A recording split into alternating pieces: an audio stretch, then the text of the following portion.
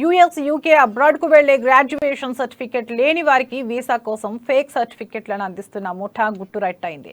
LB Nagar SOT పోలీసులు చైతన్యపురిలో arrest చేశారు. దేశంలో పలు యూనివర్సిటీల నుంచి ఫేక్ ఎడ్యుకేషన్ సర్టిఫికెట్లను తయారు చేస్తున్న 3 నిందితులను అరెస్ట్ చేసినట్లు రాచకొండ సిపి మహేష్ భగవత్ చెప్పారు.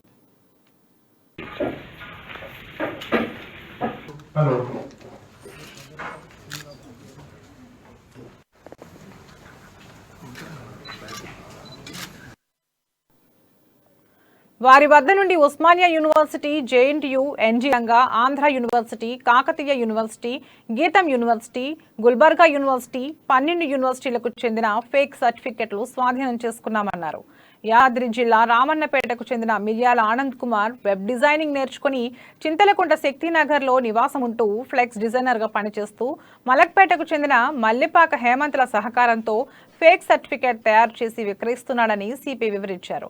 ఒక్కో సర్టిఫికేట్కు 50 నుండి 60 వేలు తీసుకుంటున్నట్లు సిపి మహేష్ భగవత్ వివరించారు. మరో వ్యక్తి పరారీలో ఉన్నాడని ఆయన తెలిపారు. గతంలో ఫేక్ సర్టిఫికేట్ తయారు చేసిన వారిపై పీడీ యాక్ట్ కేసులు నమోదు చేసినట్లు వారు తెలిపారు.